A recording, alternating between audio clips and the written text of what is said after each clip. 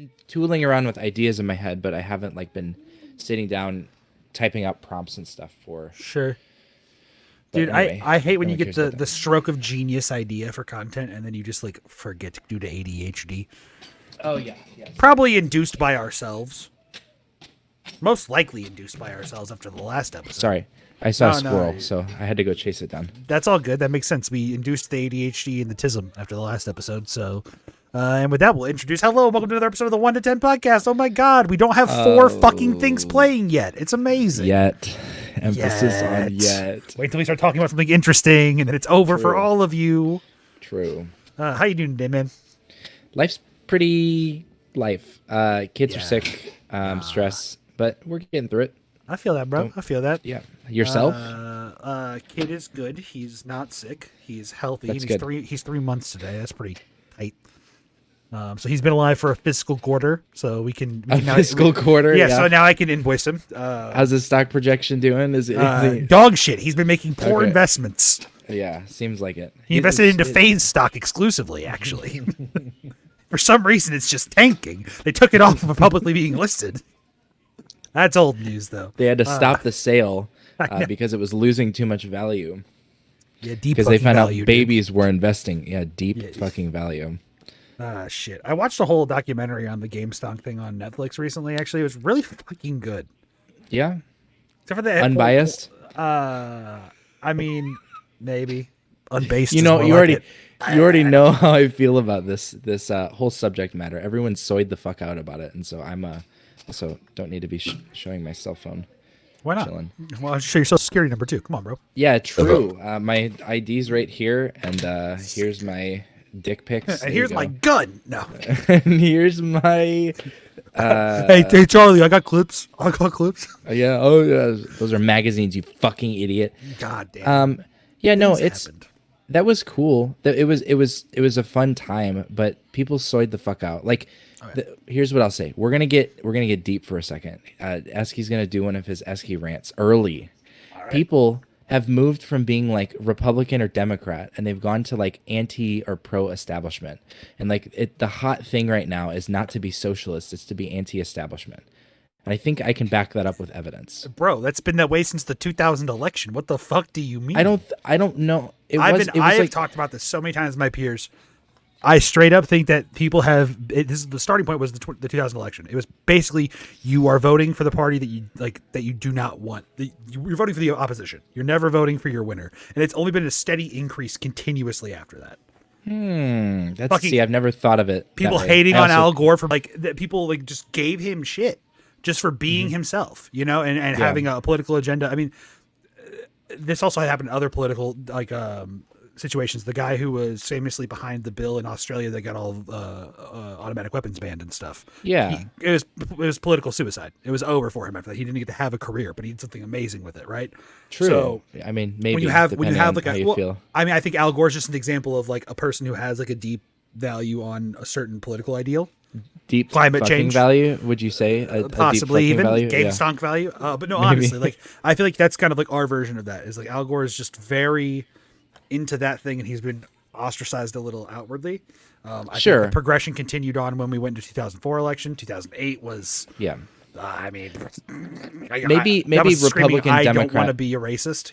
Maybe Or I do. Republican Democrat was a bad thing. And yes, to am I a racist or am I not a racist? That was definitely what like keyed into that election.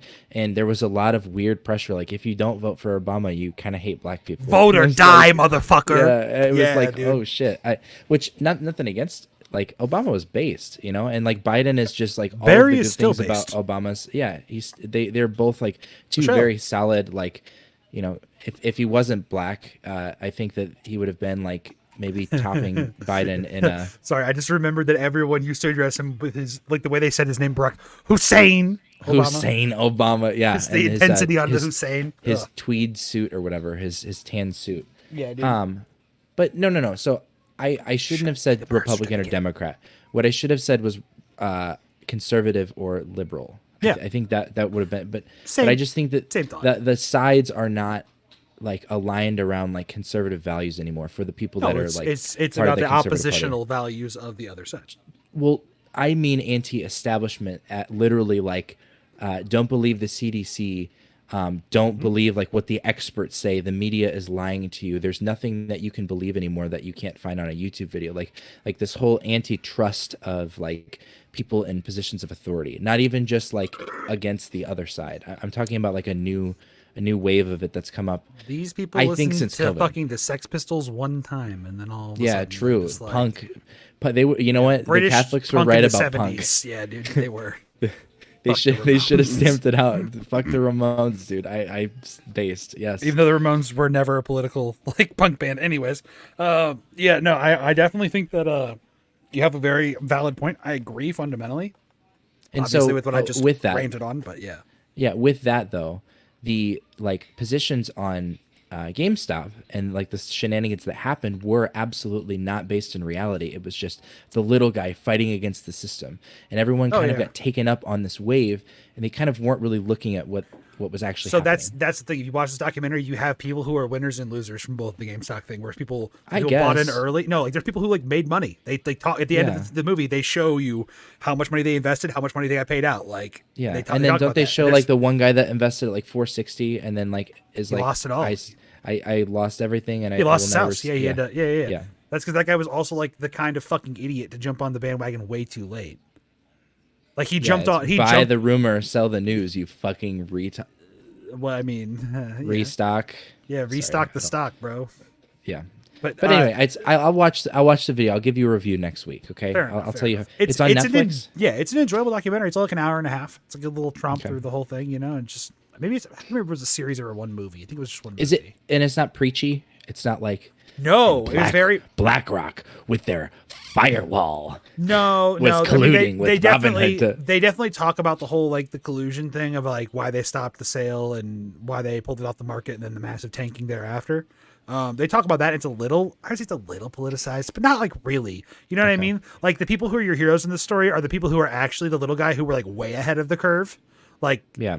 I mean, I'd say D fucking Value is a little bit of a hero figure in the movie, which is. But he's also like the exact manipulative like establishment stock person that made out the best, right? I'd say he made out the best fundamentally, but there are people who they introduced who did make out very well who are not stock. Sure, but they're lottery winners. They're not like what I'm talking about is like the mass population of like retail investors that invested in GameStop versus like the percentage of. So basically, my point in the whole thing is like if you look at it and how it all like happened timeline wise, the people who made out were people who were on Wall Street Bets before there was any of the idea of the craze around it. Like long before. It's people who invested like 3 to 4 months before anything popped off, or even before that. Those are because the they who probably saw like 10x on their investment. And we're like, all right, I'm noping the fuck out of here. And then they could actually, then they actually like knew when to pull and like didn't hold. Or maybe you like you pull out your investment and then you just leave the rest in and then pull out percentages or something. Exactly. Which is the smart thing to do instead of jumping in on a hotbed. But who knows? Yeah, but there's a lot of people who towards the end of the the funny thing is the guy who loses all of it and stuff, he's the first character you're introduced to. So he starts and ends it. Yes. He's like very hype on the very beginning too. So you think he's one of the guys who's like, oh, fuck, this fish fucking awesome, dude.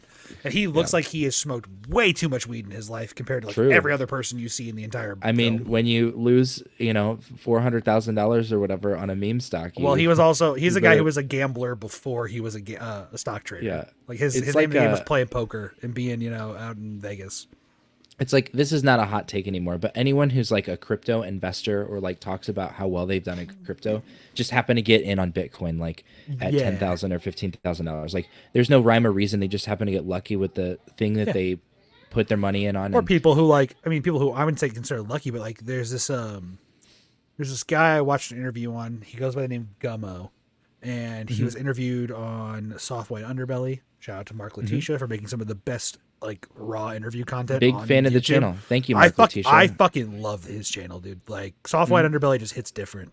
But he had him on for 2 interviews, and he talks about how he never finished like a formal education, but he would freak phones back in the day.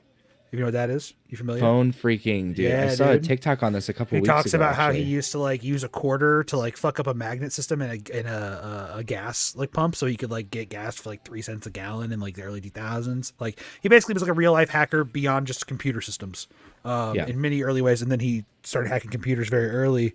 to the point where he was at first a national security threat, but then eventually realized that he was so much better and could make so many more secure networks that he was like hired by like he created like the line between the New York and the Chicago Stock Exchange, like the money exchange. What's the Catch Me If You Can guy for check fraud? He's that guy. Yeah, basically. Catch Except for Me If You not. Can, Leo DiCaprio.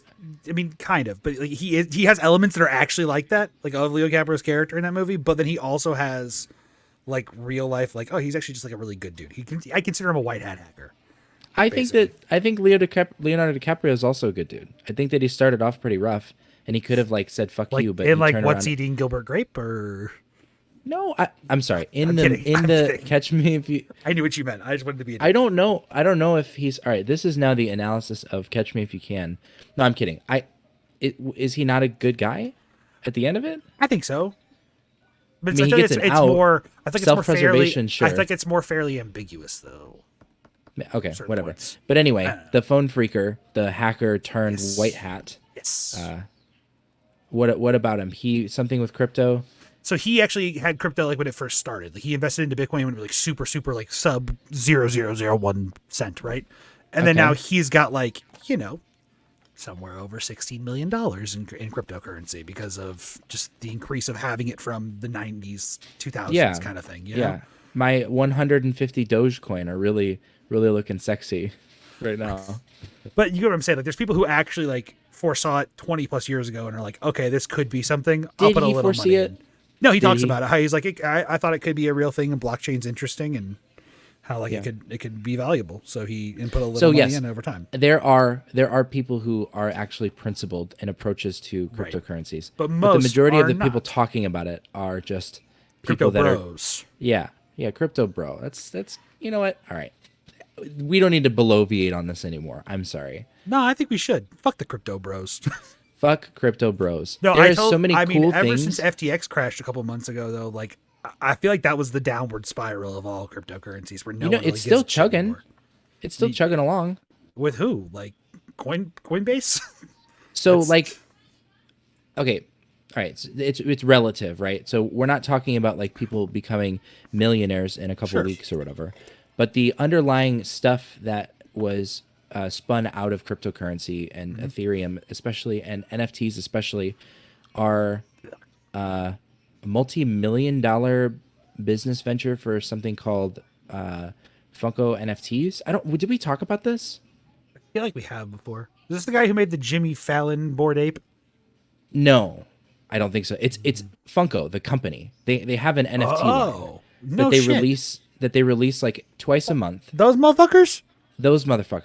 It's what a digital. Fuck? I hate them now. I have to sell all of those. No, hang on a second. No, I have to. They're associated with NFTs. Am I gonna now become like the bring you to Jesus for NFTs? Yes. I'm telling you that there's something actually really cool about it. That's like not a quick cash grab. It's a digital collection that they release for specific brands like twice a month. Okay. It's usually like 160 or 180 like different characters. So they did a Nickelodeon one, and they did a fucking The Matrix, and they've done 2 on DC, and like where's I don't know. Carmen San Diego. There's a bunch of them. And so what they do is they have packs of NFTs. It's like a trading card essentially, and you buy the pack. You can get either a standard one which comes with 5 or a premium one which comes with 15. Sure. And there's no like difference in like the rarities. Is there a guaranteed holo in every pack? It's not a guaranteed holo. It's a chance of a legendary, rare, or this is just gotchas with NFTs. You realize that, right? The cool thing is that when you get a legendary, which is like 8% or something, so you buy pretty like high, actually. 20 or 30 packs. I might be exaggerating a little bit. You get the physical Funko from that. You have to have it in your wallet, and then it's like numbered to and then they send you 500 or something. Send you that and then Funko. You get the redemption instructions, and then you enter your shipping address. That's pretty fucking sick, actually. So that is something that has taken like NFTs, which widely were just a waste of fucking money. It was a cool concept, and let's say that in 100 years everything's digital and we don't have the materials for paper anymore. Your Tom Brady digitally autographed by stake.com might be worth $1 million, but like we've actually found some use for it that is kind of fun. And it's cool. And so they give you a they give you also a redemption token for collecting one of every common, uncommon, rare, epic as well. So like Okay. there's like a collection aspect to it. Yeah. And then there are like NFT marketplaces where you buy and sell them. Right. But they're like 30 cents for a common or something. But then like if you get a legendary, it's like $150 because people want to pay for like this rare Funko that exists, and there's only 150 Yeah. of that one made. I mean, I look at Funkos all the time of non NFT related ones that are like incredibly hard to find now. Like Yeah. particularly the Attack on Titan Titans are like, Oh, those are crazy. bro. The fucking are Armor crazy. Titan's like $350 right now, and that was That's like that's a the big recent one, right? Not Yeah. that's fuck. What's that one? Oh no, I'm not thinking of Attack on Titan. I'm thinking of fucking One Piece. They released One Pieces as well, and there was did like they? I bet yeah, there's and some fucking huge hype around they were that. great. It was like $20 was the retail, and then Right. it was already like 85 pre-sale. I or mean, something dude, there's like that, so. Funkos I bought at retail, like on pre-sale, or I got ordered for me for like a birthday gift, and then they within a week doubled price, or like that. Like one of the Evangelions I have is like almost like 2.5 times the original price now. It's nuts. There's actually people that will wait at Hot Topics for I new know. releases because know. they're. I Well, used it's to be. because they. No, I they used my double or first triple year. in value. I literally used to like wait for my local Hot Topics like load up every morning, so an hour before store open, they would post their haul that they got in, and I'd be like, "Gonna go buy that one. And Gonna I'm go sitting buy that one." Yeah. Yep. And then it was So anyway. it was pretty good when I had a friend who worked there too, and I was like, So you were just saying that you can believe that there's value to rarer Funkos because of stuff that you haven't I really already know like, there's. Yeah, sought yeah. out. Yeah. Yeah. Yeah. So and I think believe that it. that's a really cool application. And Now, these are one of Funkos, right? Like these legendaries, are they like small? there's lot? there's a tiered system. You have the legendary, which Right. it's either 150 or 450, or there's some limited number out of the I mean, either millions that are in circulation. Then there's a Grail, which is like a third of the volume. I think there's only ever 100. And Yeah. I think there's only one type of Grail for each release, which Okay. has its own Funko. And then they have a silver, a gold, and a bronze, one of one. And so those are like thousands of dollars. Yeah, those are and like the chances of getting those are like insane. And a lot of that's times where they suck. your pity rating is. So I thought I was gonna make a joke Yeah. about gotchas. Do you know what gotcha is when I say that? That's the thing that Darkside Phil is spending all of his money on, right? Correct. Actually, I know what that means. It's funny enough. For those who don't know who Darkside Phil is or what gotcha is, gotcha is a very popular system of mechanic, mostly from mobile Japanese-based games, where like the origin point was. But citing games like Genshin Impact would be like the big one right now. Shadow Legends. Basically, every game, for the most part these days, has some kind Yeah. of gotcha element to them, except for a few. Where it's like buying a blind box that has like a specific number of things and Has then a a chance percentage for a chance increase. of like, so like the big one that I became very familiar with gotcha and whaling for gotcha when I played Fire Emblem Heroes about 5 geez. years ago. So when the game first launched, I put a lot of money into it at first, and like I kept buying like even like the fucking banners is what they're called. That's what they're called in a lot of games. It's a banner, which means it's like here's like 4 big characters that are really cool. They're the featured ones. These are the hot ones you're trying to get. Yeah, on the like banner. this season pass or whatever for the month. Yeah. Kind of, yes. I mean, sometimes it's a week-long banner. Sometimes it's like a 2-day banner. Sure, sometimes but it's like holiday. limited release for characters. Exactly. Is the thing. And Yeah, there's yeah. not always necessarily a promise that these characters will come back. They might in a different banner again later, but basically you're gambling with whatever currency to get them. But then there's this thing called a pity rating, where if you pull, X number of boxes. So let's say you've pulled 49 of boxes. On that 50th box, you have an increased chance then from then on until your next 50. So Oh. I was wondering, I'm like, is there a pity rating with this Funko system? No, Good. No, there I don't shouldn't actually be. know. It should be I don't a even lottery. know if they're tied to the pack themselves or if they're auto generated upon, because you have the pack itself is an NFT that's on the Right. Wax blockchain, right? So Right. there's Bitcoin, Ethereum, Wax, coin, like a billion other ones, but Wax is kind of like the Jizz third ugly sister or whatever. Right. But the NFT of the pack exists, and then you on their website that you buy them from, you can choose to open it or you can sell the pack itself. And so Right. one of the weird things is that scalpers will sit there and will buy, 30 variations or 30 buys worth, because you can only spend $60 per transaction. Then you have to wait in line again.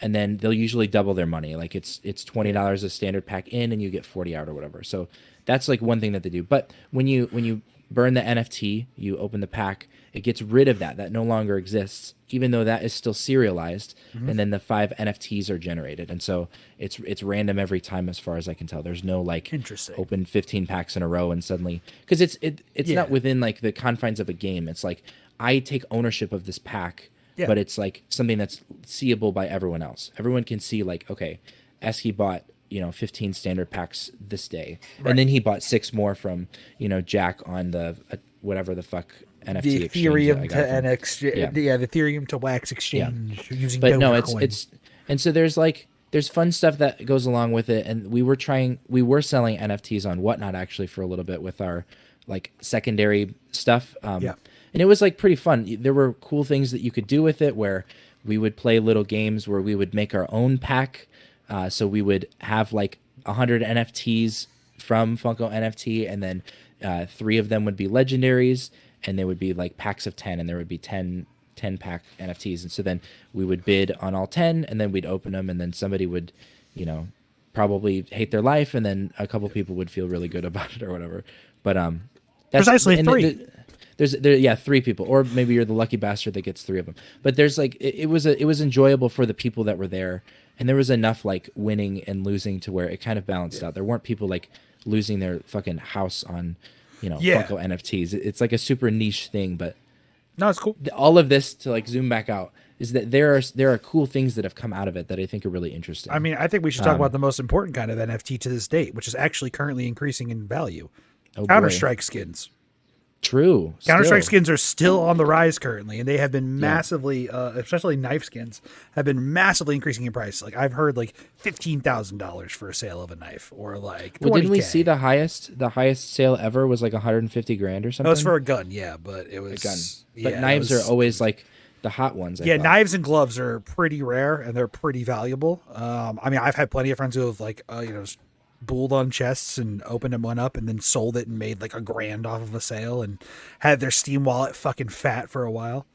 But you can't cash that out ever, right? That's just Steam. I mean, you can't. I mean, okay, so here's the thing: you can't if you're selling like just on the Steam marketplace. But the big skins that sell for that price don't sell on the Steam marketplace. This is like a third-party transaction where they're because can you do a direct transfer to somebody? I can't remember. Absolutely, this. You can. You can like send a skin in a direct message to someone else. Okay. Yep, you can. So that's usually how it's done. in your Steam wallet is just that's like the grandma that found a Steam card and like the Target aisle on Black Friday. I did sell all my CS skins a couple months ago because I kind of stopped really investing my time into the game, and I actually bought most of my skins that I used. Like I went on the marketplace and just bought them face value rather than gambling with chests.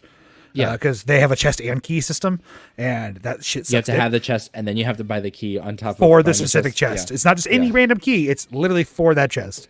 And sometimes keys fluctuate in price quite a bit, and it's not really worth it. Like chests are cheap as shit, but keys are very fucking expensive comparatively. Gotta get their money somehow. But I had gotten a few stickers over time, like just from like pulling random ones from esports events, and I slapped them on my guns, and I think I probably bought all my skins in total for like maybe $70 over time.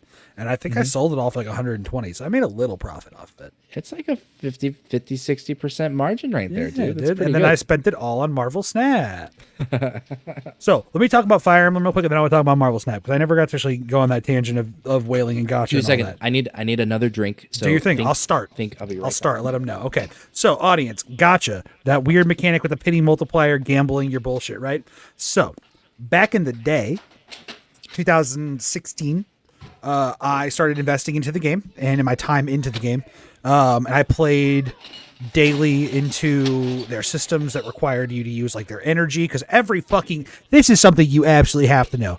Every goddamn gotcha game does one thing that's so fucking annoying besides steal all your goddamn money and just take your fucking wallet apart, and that is they put a fucking energy system that requires you to only play so much unless you then spend another resource to refresh your energy to keep playing. It is the dumbest fucking thing. Let people play your game because they can just dump more and more money into it. Do you remember the days of like early iPod Touch or iPod Doodle Touch? Jump?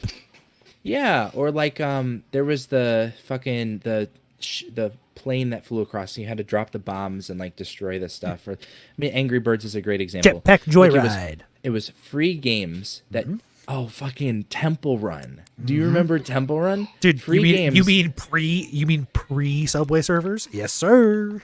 Of course I remember Temple Run. I remember the Sonic clone of Temple Run that came out like a year later. I think that's my cue. No, I'm kidding. I'm sorry. So basically, all these fucking gacha games did this thing like in the mid. I'd say 2015 was around the era when we started seeing it when Raid really came up. They put these fucking energy bars in there to where you can play like, okay, you have 100 energy. It costs you 10 to run this thing. So you run it. You run it 10 times. You have a great time. Oh, you're out of energy. Okay, well, I don't have any of this other resource to refill my energy. Let me put money in. Boom, I can play now. So when I first started playing Fire Emblem Heroes, I was like putting money in because I was not living on my own yet or anything. I was with my grandparents and I just had more money. I was like, fuck it, we ball. I'm just going to do it, you know? And I got to a point where I put enough money in where I kept generating resources faster and like I had been stocking stuff. So I got to a point where I never ran out of energy again. And I never had a problem like restoring energy because I had just collected so many. But then they added these fucking raids into the game. And basically what you do is you set a party of 4 and then you had like 5 to 10 maps depending on like the difficulty level. And you had to, fuck yeah, dude. Fucking sick, dude. I'm still listening. I'm watching, bro. No, I love it. Temple Run rules, dude. So basically, I played enough to the point where I had infinite resources, and I never had a problem like trying to pull again. So the only time I put money in thereafter was if I was trying to pull on a banner. So there were a few banners, like when Ike was first introduced into the game, with what his known ability was going to be. It was like a counter, and it was like just fucking busted. Like that was one where I put quite a bit of money. There's a few other ones where I put more money, but I think lifetime I probably put like a little over close to like 3K in that game. But it got to a point though because lifetime was like 2 years, and I had expendable income. Just remember that, okay?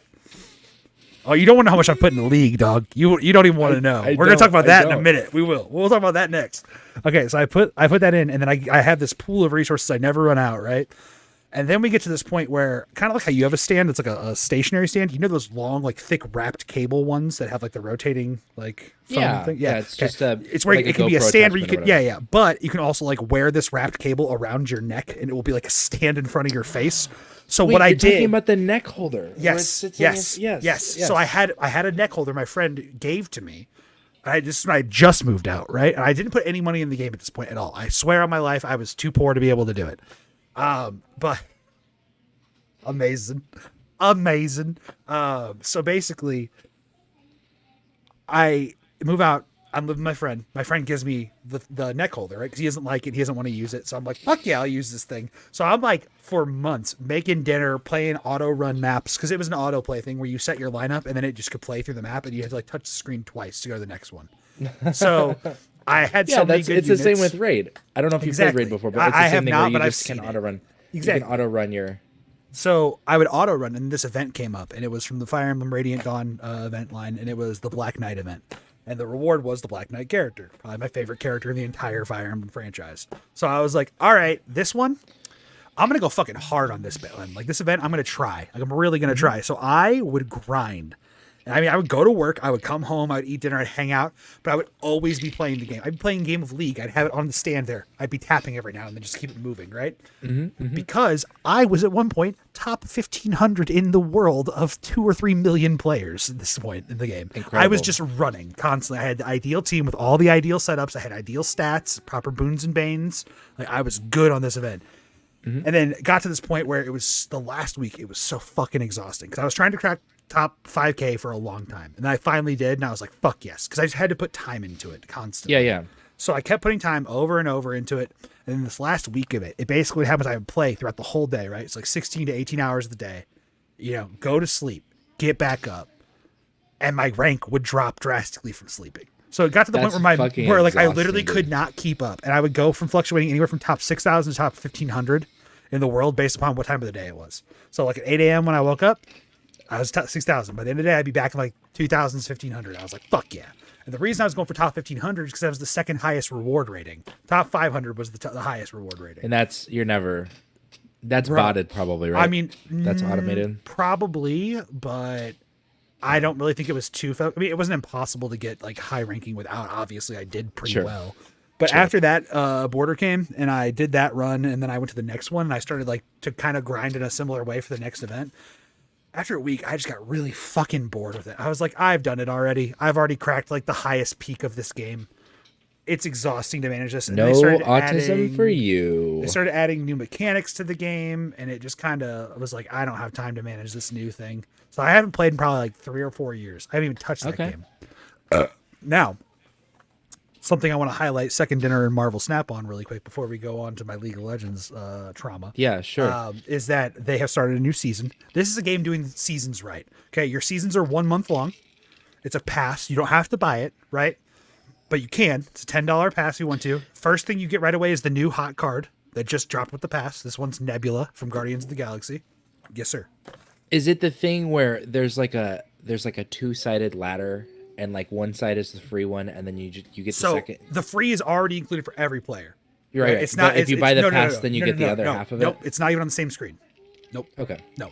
So the way it is that like the premium pass is where like there's extra progression you get from completing the quests of the weekly stuff. I see. Which is the free pass. The free pass is the weekly events. Everyone gets them. You do get free things on the same like pass ladder. It's just not every tier is included in the free. Yeah. So it's just like I'd say like every 3 tiers out of like, and it goes infinitely on, but the ones that count are the first 50. So like tier 1 is the new card. Tier 2 is like gold. Then the next one's boosters, which you use to upgrade your cards. And then it's like, so the new season started and Nebula is the most broken card that's ever been added to the game, in my opinion. Okay. She's a 1/1. So far. She's a 1/1, which seems pretty like mild, right? But what she does is every turn your opponent does not play, except for the turn you played the card there, she gains +2 power. So it forces your opponent to play into her, and if they don't, she just starts stacking freely. She made the Guardians of the Galaxy cards good. Like they used to actually be so bad because they all have the same trait where it's on reveal. If your opponent played a card here, gain X amount. So Star-Lord's like a 2/2, he gains 3 more. So he goes 2/5. Now those cards that were trolling, because you're basically like trying to predict where your opponent's going to play, you don't have to. You just force them to play into your Nebula and play the other Guardians to support her. And then other cards like force them to stop playing. Dude, like people were thinking she was going to be one of those cards where you build a whole deck around her. It's actually the opposite. She is such a neutrally good card in every deck. She is probably the best 1-drop in the game now. Just baseline. So I predict her being nerfed in the future. Not until after the season pass, probably. I'd say probably about 6 weeks from now. We might see a change where she becomes like a 1/0 rather than a 1/1. But the value is still the same. Like it's still a huge card. And then what they do, so first off, there's anti-whaling mechanics in Snap. They've added now major bundles that kind of offset that. Like there's this pro bundle where you can get a bunch of boosters, which you use to upgrade your cards, and you get a bunch of credits, which is the currency you use. It's $100. It's like a fat stack of credits and stuff, and it'll get you like, I think the way it works is it gets like 8 of your cards to infinity rank right away. Because the way it works to get your collection level is you upgrade your card. So it's not like you pulled a rare card. You pull just the standard card, you upgrade it from common. And so you just get a stack of like, exactly. Yeah. Okay. So boosters are like the name of the card, right? So the Iron Man booster boosts the Iron Man card upward. Yep. So that kind of thing prevents you from auto whaling and just putting money in to upgrade your shit. Another thing they do is they have a gold, like the gold currency they do. You get a free 50 stack of gold every day, or credits every day. And then you can buy the medium stack of credits with gold and the large stack of credits, which is like 100, or it's like 200 credits and like 500 credits maybe, or 400. I can't remember which one it is. You can only buy those each 3 times a day. So you can't just buy a stack of gold and just spend as many credits as you want to keep buying. You cannot. They limit how much you can spend in a 24-hour period. Yes. Interesting. It's fucking awesome. Because I love the fact that when I started as a new player, I wasn't running into people just fucking wailing right out the gate. You had to actually try, and the way to upgrade your cards is to get boosters, is to play the game to get given boosters as rewards. Yeah. So they're not incentivizing much. It's interesting. And Marvel's like such a big company that they probably don't have. Well, it's Second Dinner. Remember that. This is not it's Marvel proprietarily making a licensed game, but Second Dinner is the producer of the game, which is the studio that Ben Brode, creator of Hearthstone, went to create after he left Blizzard. I see. So really great game designer behind the game as well. Super good transparency. Like insanely good transparency, a developer update video every single month, guaranteed, if not more. And then on top of that, like if there is, there was an issue recently back in March, they put a card called Kitty Pryde out. She was too fucking broken and she had a bunch of really crazy interactions they didn't plan for. So they had to pull her out of the game. First time in the game's history of almost a year. And in May this month, they are actually redistributing the card to everyone for free. which is unheard of. And they are also giving anyone who bought her already a refund of like a massive amount of credits and other things like that to compensate. Do you think that's a legal thing, or do you think that they're just... No, I think it's like a good developer thing. I think they feel bad for creating something that they didn't intend to have. Like they did like months of testing with it, and they thought they had it figured out, and they fucked it up with the way the wording was, and it caused other fucked up interactions. So when they make these mistakes, they are really good about like, okay, so for example, something including the free season pass. So both the regular season, the free and premium, included regardless, is a free mystery variant. Variants, like in the Marvel shows and movies now, are versions like from another universe or whatever of them, right? So it's an alternative art, essentially.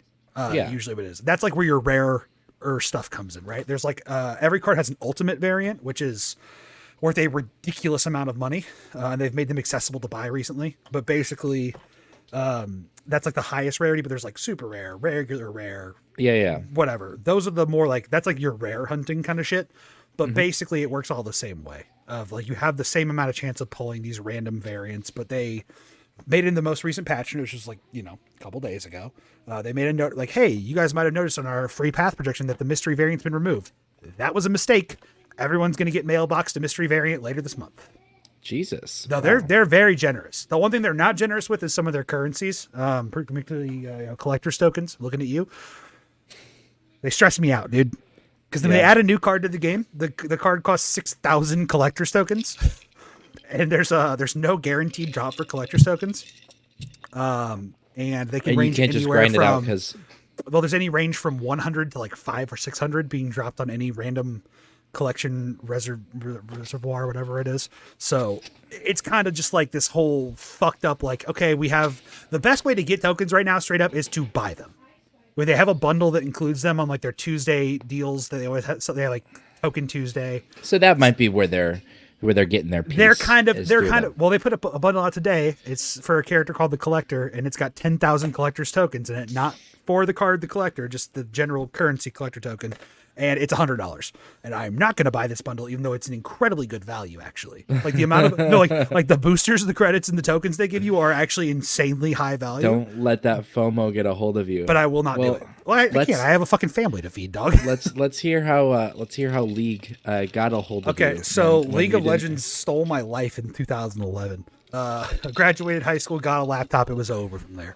But True. I had an account get banned in 2016.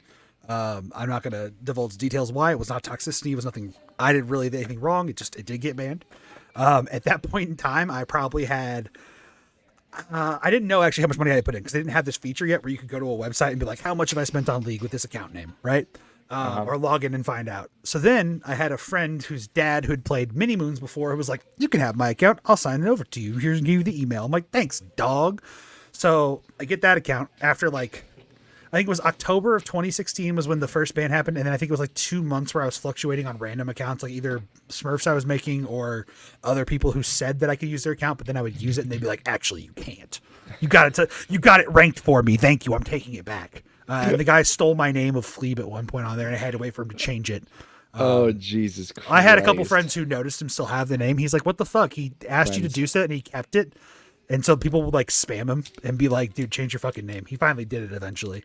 Good. Yeah, right. Oh, well, bitch. then they had this feature a couple years ago to have this website. And it's like, how much have I spent on League? Whatever. So I look and I'm like, okay, I've only had this account again for like 3 years. And I spent like $2,300 on that. That's a lot. And then I go look up my old account and I had spent $50 less on my new account than my old account. And I was like, that's $5,000. That's a problem. I've spent $5,000. Yeah. So I stopped. I fundamentally stopped playing nearly as much, or not playing as much, but like spending as much on the game and putting nearly as much into the game. After like 2018, that was the last year I really put a lot of money into the game. Hey, listen, it's 30 days to create a habit. Those are 5 NFTs years too. To be over it. True. This is something actually Sam and I were talking about. She's been playing solitaire on her phone recently with like some app that gives you like real money credits. And I was like, so dude. it's probably called Solitaire Cash. Probably. And there is a free version of it. And then you get occasionally, either through like watching an ad or like occasionally they'll give them out, you get cash tokens. Right. And then you instead of levying the free currency, Right. you levy the cash currency, and then you have to get So like first, second, or third time on it to. so basically, she has been playing this recently, and I was like, first off, you haven't put any real money. She's like, of course not. I'm like, okay, cool. But then we were talking about it, and she was just like, she's like, yeah, I actually played a game earlier. It was like a $4 game, and I lost it. I'm pretty upset. And I was just like, I mean, it's $4, dude. You know, it's no big deal. And she's just like, dude, there's just, you don't get it. Like, there's a thrill from actually gambling the money. And I was Yes. like, I go, why don't you just gamble your ELO? And like, she'd played Marvel Snap. I'm like, just like, that's what the cube system is in Snap. It's ELO, but it's also Yeah. your gambling wager. Like, it's Yeah. fucking gambling for rating. I love that. But solitaire's a lot more fun. Hear me out. Then she immediately goes, but there's no money involved. And I was like, okay, I guess. And Yeah. she's just like, well, think all the fucking dumb money you've put into Marvel Snap or League. And I'm like, I go, wait a minute, though. I still have the cards and the skins for the game. Like, they're on my account. The money, they're not gone after like 3 uses. It's not the fun brain credits swimming around in your brain for 10 minutes. So I was and then- just like, wait a minute. I still have something to show for this, though. Like, and she's like, Yeah. do you, though? And I'm like, damn, dude. I guess if think- my League account gets banned, I don't have anything to show. I want to do a deep dive one day on the sketchy like third party apps that say they will pay you to play them or whatever and take your money for it. Like, yeah. I wonder what sort of regulations they actually have You've to seen go that through. ad for like the bubble shooter game that's going around right now? I see it on fucking Snapchat. Like I go through people's stories and I see it in between stories every now and then. Mm-hmm. It's like, I'm a mom who stays at home, but this is how I pay my family's bills, and just shows. Well, yeah, gameplay of a they have bubble it. They've blaster. had them for like years. It's like it's an ad that circulates for people that are playing like free to earn games, Yeah. play to earn games, where it'll be like they'll have like a scenario where a dude's at a store with his girlfriend and she's like, oh, I want this, and he's like, okay. And then he tries to pay with his card, and then he's like, your card was declined. He's like, oh, 1 second, and then he plays the game, and then he I've seen he then those. has the money. So like it's falsely advertising how much you can actually win, which is like, okay, sure, that's you expect that, right? You expect them to exaggerate a little bit, but I've actually never put money in, but I've never received enough to get a payout, and I've actually never seen a pathway to receiving money to get a payout, except for the solitaire cash game, because usually what they'll do is they'll make you have a minimum amount before you can deposit, which is either like $10 or $20, and Makes sense. getting to that point is like really fucking hard. Yeah. There was a game called Cash Plinko where you would just have to drop the Plinko balls, and then remember seeing ads for occasionally that. dollar ones. They just suddenly stopped receiving like dollar balls after you were like $9.80. And I played for like another 6 months every day for like a half an hour, and I never saw another fucking cash bubble thing that would like add to my total to like That would make me get so cashed mad, out. dude.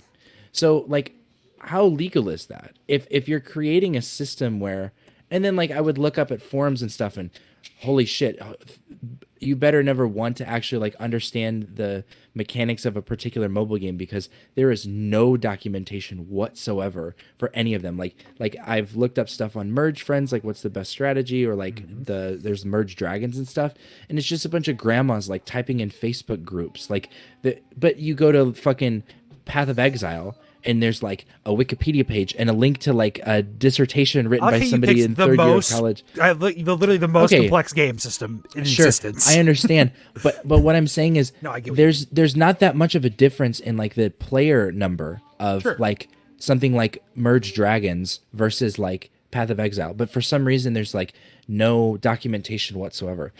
This is Do sorry, I'm you think ranting it's now. like? Do you think it's more of like a technical like literacy kind of thing where you have like It could be the age of the people just don't think Yeah. to like or look just up stuff the online. demographic in general, like the people who Yeah, are I don't playing know. are not people who like use guides and thought, like deep thought Yeah. and strategy of how to effectively play a game, whereas PoE is literally min-maxing to the highest level. You know, like it's Sure, kinda, yeah. So it's the tier of person that's playing the game isn't necessarily like.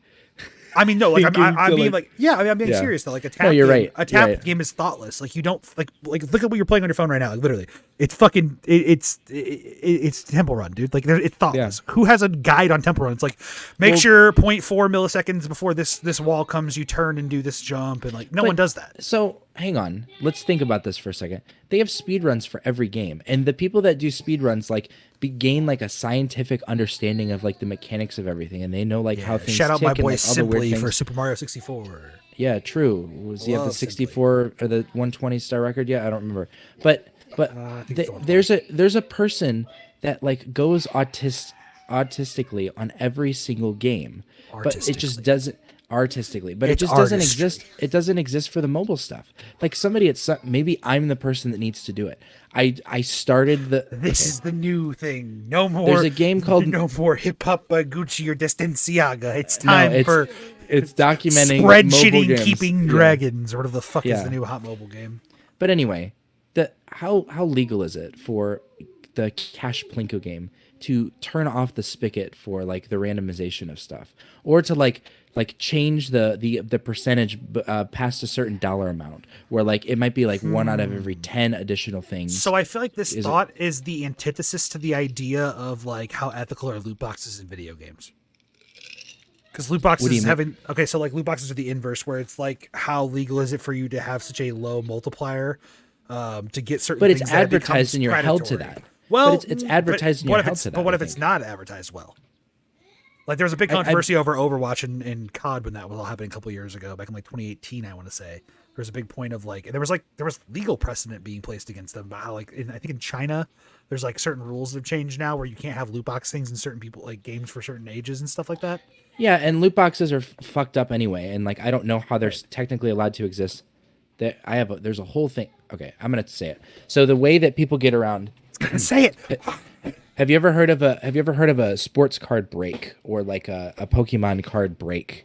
It's describing like a specific.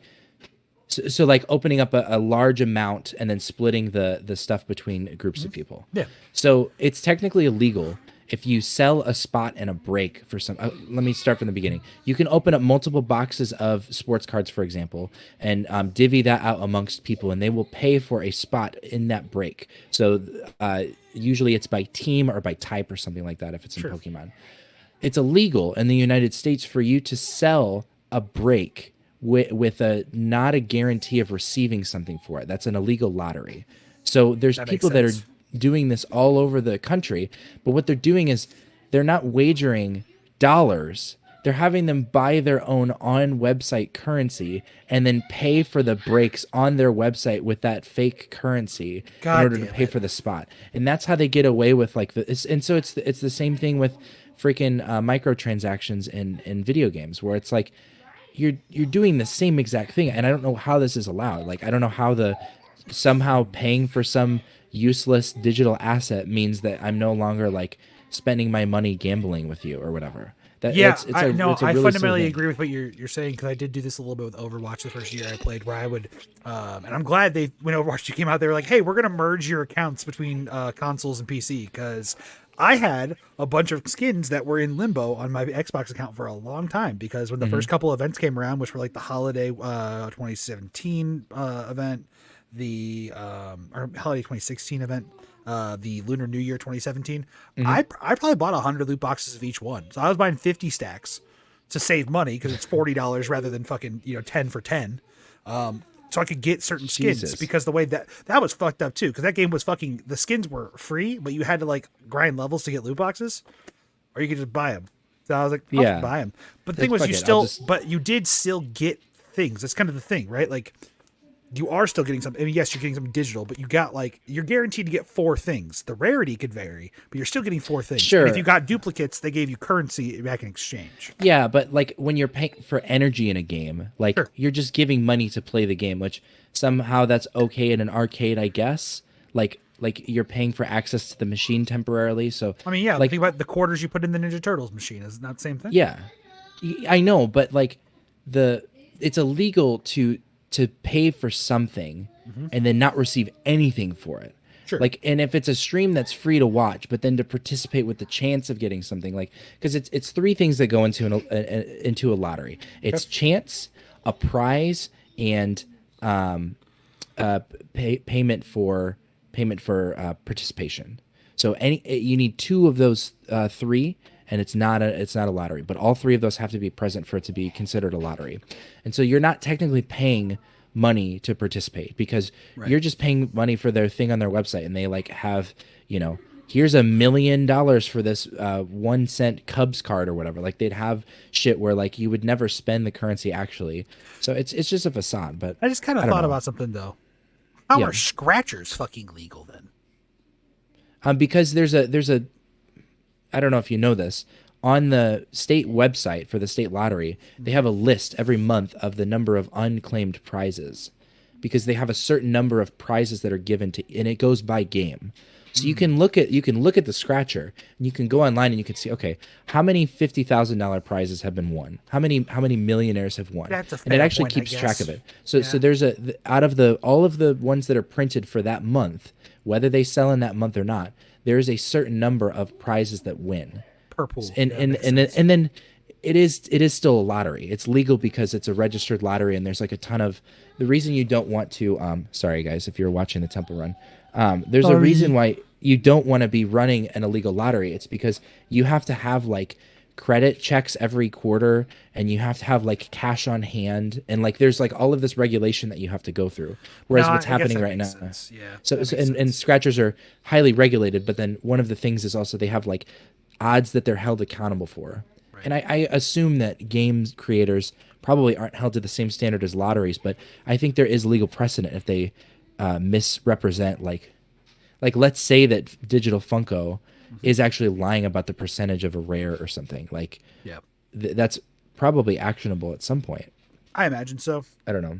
No, I agree with the notion, and since you did explain it with the fact that the pools are disclosed and the currently active pool of prizes, that does make sense that it would be legal in a very different way that way. Yeah, it's the same thing when you walk in a casino. Like they have to show the odds somewhere. They have to tell you like this is gambling and here's a guaranteed chance. Usually it's in fine print or it's written on the bottom of the fucking machine or something. Right, But like right. they have a, or you can like request the odds for stuff or like the price like whatever all that goes into it. I get it. But, I get it. yeah. Fair enough. All right. Well, you've convinced me that lottery good, Pokemon cards bad. Oh no, what happened to Eski? Did he die, boys? We're back. All right, we're good. We're back. I don't know what just Convinced me happened. that lottery good Pokemon. Oh, what I said was like you convinced me Pokemon cards are bad, lottery good. Yeah, because they don't tell you I mean, how listen, many Pokemon cards are aren't funding printed. the education system. You know what it is? The fucking lottery. The fucking lottery. That's like Wait, that- wait. Actually, I don't even know one what thing. percentage they actually give is, but No, what they did was they decreased the amount of spending in one area and then increased it the same amount from the lottery. So it was fucking bullshit. When you were cool. paying for schools by doing it, they I mean, I actually don't washed the actively. tables. I don't actively play the lottery. I'd rather Not play you, gotcha games. When one person, yeah, true, yeah, I'd rather not fund a state government. I mean, listen. At least I'm going to get a pity multiplier after I spend so much goddamn money. Here's an interesting thing in Pokemon. I don't know if you saw this. There was a person. Actually, wait. The homeboy who quick stole all the fucking cards from the printing press and tried to pass them off like they weren't fucking stolen Fusion cards. Fusion Strike, yeah, Holy Fusion fuck, Strike, what and a then Evolving fucking Skies. moron, dude. So The do quantity, you know? the quantity of cards he had was an insane amount of cards to try to be like, It was oh like- yeah, I just have these to sell. It was No like one a has that. 1,000. It was like 1,000 of the same hit, Mm-hmm. which is like already like 600 or 700 packs. Did he try to unload them all at once too? He sold it to somebody locally, and then that person tried to sell it to a fucking hobby store. Right, and then they And then the flagged hobby it to the store Pokemon saw company. them. They Yeah. flagged it to Pokemon Center. But do you know how they managed to get it? Do you know how that person managed to get it from the thing? He worked there, didn't he? Yes, but like okay, when you have a printing facility, what they do is they print all the cards out. They're on sheets. All of like the standard cards are on the same sheet, and then all of the foils and rainbows Are on are the same printed sheet. next to each other because they have like this special texturing effect that Yeah. goes on them. Yeah. And so then those are cut up and put into a box, and then that box is put into a feeding machine that randomly assorts them. So I think for every like 10 or 20 like common uncommon boxes, there's like one foil box. Right. So that person took the foil, foil box, box. and then we don't even know if like he replaced it with something else or if it was just like removed from the thing. But there were a lot of people that were saying that like hit rates must have been affected from Fusion Strike because of this. Absolutely. Yeah. There's no way, because the way that packs are created is that it's coming from a box. So if that box was missing, they just put another one in there. They just put another foil box into the spot that it goes. Theoretically, Well, yes. it was probably taken from the shop. So, and as far as anyone knows, they don't have like a set number. I mean, of, I'd love to like- pretend that, like, I mean, this is the way maybe Pokemon works specifically, but like, I know in my experience of being a competitive Yu-Gi-Oh player in the past that like there has been many a time where we're like, all right, we're getting a reprint of a card, and it's fucking short printed again. God fucking damn it! Like, They do it on purpose to fuck us sometimes and drive their market a certain direction. This, I'm not saying is a market play by any means. This is just a piece of shit, not being a piece of shit. But sure, I don't know if they have any interest in the secondary market. I think they have interest in the game and like the playability. I mean, it would just be it would look really bad. It's fine. It's off camera. It would look really bad for a company if they were like investing themselves into their secondary market if that ever came out, you know? Right. Like I feel like they have to remain above that to maintain like. I mean, I'd love to pretend that Konami doesn't have interest in fucking their secondary market up on a regular basis, but they continue to do it every 6 months. But you've gotten fucked every 6 months. So it's literally that. I mean, having a card game where there's no set rotating in and out, like, yes, there is definitely. Oh, hey, I know that one. Fuck you. Do you want to rip one on camera I'm right good, now? Dog. I'm good. No? I don't need to see that shit in my life. Come on, bro. They took away the. I mean, you can if you want to. I'd be down to watch you pull. I mean, they've been sitting on my shelf for like 8 months. I don't even know what this is. You don't even know what they are? Those are. It's what's it called? It's Ghosts from the Past, dude. It's So if you don't know, there was this rarity called Ghost Rares, which like they're all whited out and silvery looking. Yep. And there was like supposed to be one in every case of these or something. Yeah. So they took Ghost Rares away for a while, then they brought them back for this, and that's why it's a big deal.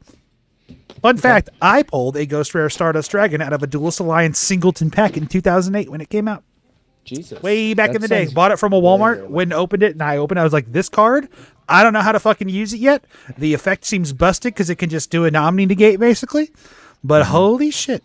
I can tell you those cards on the front are that's Dark Arm Dragon on the left and Blue Eyes White Dragon on the right. What? Charlie woke up Leo. Okay. What? Sorry, I can't open this. I have to run. You're okay. Kid's awake. All right, well, that's been another episode of the podcast because we know how that fucking goes, being dads. We'll talk about the Rock and Roll Hall of Fame next week. Talk the Met Gala. Open. Yeah, dude. I have to come up with a whole new thumbnail, dude. That's crazy. Okay. All right. I'll talk to you later, Goodbye, everybody. Have a good time. See ya. Bye-bye.